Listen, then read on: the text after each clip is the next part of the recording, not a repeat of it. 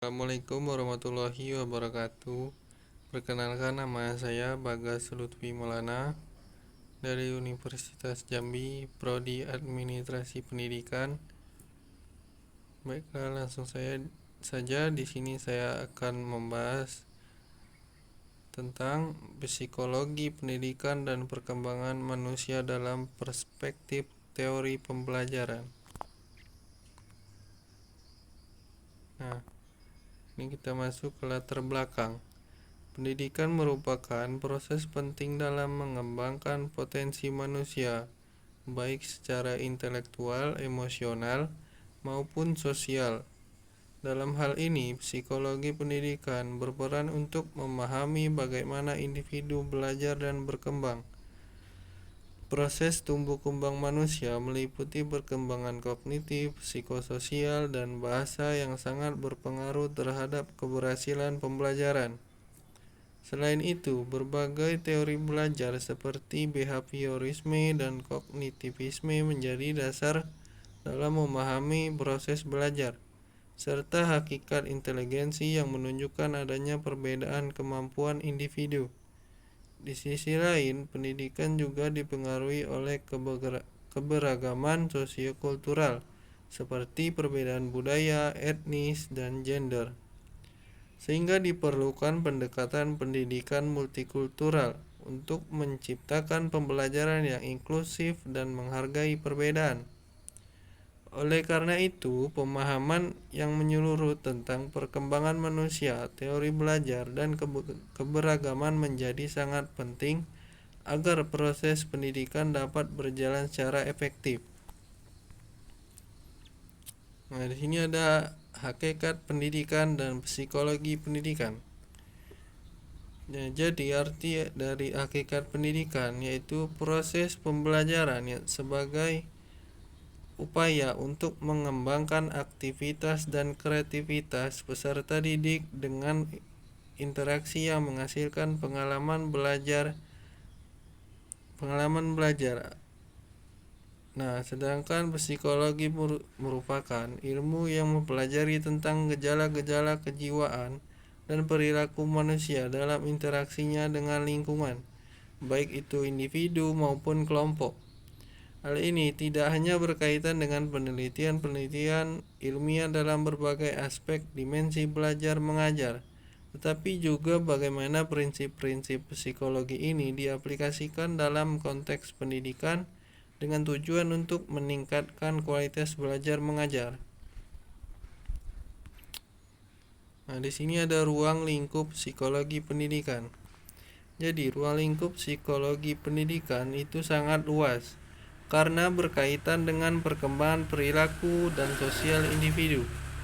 Psikologi pendidikan juga membantu dalam penataan perspektif individu, yang pada gilirannya mengarah pada sifat-sifat pengembangan kepribadiannya.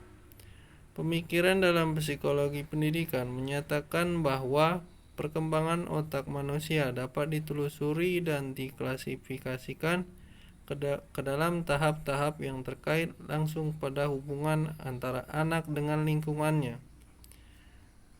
Anak mengembangkan kemampuan kognitif dan pengertian sosialnya. Hal itu menentukan kemampuan kreativitas, kecerdasan, moralitas, dan motivasi pada anak-anak. Psikologi pendidikan juga mempelajari banyak faktor hereditas dan lingkungan yang mempengaruhi perkembangan mental dan perilaku anak. Psikologi pendidikan juga bertujuan untuk menganalisis perbedaan-perbedaan anak dan bagaimana mengelolanya. Nah, di sini ada fungsi-fungsi psikologi pendidikan. Yang pertama itu ada meningkatkan dan memperbaiki efektivitas pengajaran. Yang kedua, mengupayakan agar proses belajar menjadi lebih terarah, efisien, dan menghasilkan pemahaman yang mendalam. Dan yang terakhir, yang ketiga, mendorong tercapainya kesehatan fisik, mental, dan emosional bagi guru dan peserta didik. Nah, di sini ada manfaat psikologi pendidikan. Yang pertama, manfaatnya bagi pendidik memahami perbedaan individu. Yang kedua, manfaat bagi peserta didik meningkatkan motivasi belajar. Yang terakhir, yang ketiga, manfaat bagi lembaga pendidikan. Di sini ada aliran-aliran psikologi, yaitu yang pertama behaviorisme, itu berfokus pada perilaku yang bisa diamati. Kalau kognitif itu berfokus pada proses berpikir. Humanisme itu menekankan potensi dan perkembangan diri manusia. Kalau aliran psikoanalisis itu membahas alam bawah sadar. Selanjutnya Gestalt itu melihat keseluruhan, bukan bagian-bagian. Aliran strukturalisme dan fungsionalisme itu membahas struktur dan fungsi pikiran. Nah, di sini ada pengertian tumbuh dan kembang, perkembangan. Nah, pertumbuhan itu merupakan perubahan fisik seperti tinggi, berat badan, ukuran tubuh yang bersifat kuantitatif dan dapat diukur.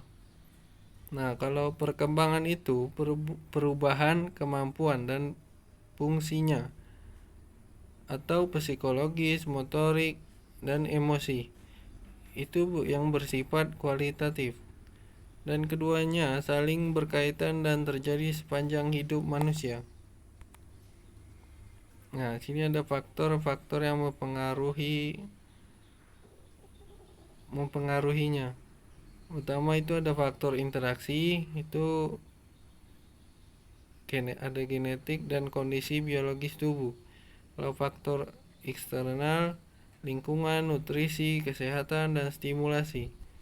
Pertumbuhan optimal terjadi jika biologis matang dan lingkungan mendukung. Nah, sini ada tahapan tumbuh kembang manusia. Pertama itu masa prenatal. Masa prenatal itu dari pembuahan sampai lahir. Terjadi pembentukan organ penting seperti otak, jantung, dan lain-lain. Itu sangat dipengaruhi nutrisi dan kondisi ibu. Nah, yaitu selanjutnya masa bayi. Pertumbuhan itu masa bayi itu sangat cepat dan terutama fisik dan otaknya. Mulai muncul kemampuan motorik seperti duduk dan berjalan. Kalau masa anak-anak itu pertumbuhannya stabil, koordinasi motorik dan kemampuan belajar meningkat. Nutrisi sangat penting pada masa anak-anak untuk mencegah stunting. Nah, kalau masa remaja terjadi pubertas dan percepatan tumbuhan, perubahan fisik dan emosi yang kuat. Nah, kalau masa dewasa itu berfokus pada peran sosial, seperti kerja dan fokus keluarga. Mulai muncul tantangan kehidupan dan tanggung jawabnya. Kalau masa yang terakhir, masa lanjut usia, itu terjadi penurunan fisik, psikologis, dan sosial, membutuhkan dukungan kesehatan dan lingkungan. Nah, perkembangan kognitif adalah proses bertahap yang menggambarkan perubahan kemampuan berpikir individu dalam memahami, mengolah, dan menggunakan informasi sepanjang kehidupannya. Nah, sini ada perkembangan psikososial. Psikososial adalah suatu kondisi yang terjadi pada individu. Psikososial individu terlihat dari sikap yang muncul dari gejala psikis dan sosial yang saling mempengaruhi satu sama lain. Sini ada ciri-ciri gangguan psikososial. Yang pertama, cemas, khawatir berlebihan, takut. Yang kedua, mudah tersinggung. Yang ketiga, sulit konsentrasi. Yang keempat, bersifat ragu-ragu. Yang kelima, merasa kecewa. Yang keenam, pemarah dan agresif. Dan yang terakhir itu, yang ketujuh, reaksi seperti jantung berdebar dan sakit kepala. Nah, itu ciri-cirinya. Selanjutnya sini ada perkembangan bahasa. Jadi bahasa itu adalah segala bentuk komunikasi di mana pikiran manusia digabungkan untuk memberikan arti kepada orang lain. Anak-anak akan mampu mengembangkan dan memahami pengetahuan baru melalui komunikasi. Nah, di sini ada teori-teori kontemporer. Jadi teori kontemporer dalam psikologi anak itu merujuk pada pandangan modern dan empiris yang melihat anak sebagai individu aktif yang berkembang melalui interaksi kompleks antara faktor biologis seperti otak dan hormon. Teori kontemporer menekankan pendekatan multidimensi, holistik, dan berbasis bukti ilmiah yang mengintegrasikan aspek kognitif, emosional, sosial, dan spiritual. Oke, selanjutnya ada diversitas sosiokultural. Secara etimologis, diversitas berarti perbedaan, variasi, atau keberagaman perilaku, keyakinan, dan produk kelompok manusia yang diwariskan dari generasi ke generasi melalui interaksi dengan lingkungannya. Nah, dengan demikian diversitas sosiokultural dalam pendidikan menegaskan pentingnya keseimbangan antara peran individu dan lingkungan sosial dalam proses perkembangan peserta didik, sehingga pendidikan dapat menjadi sarana penguatan integrasi sosial dalam masyarakat yang majemuk.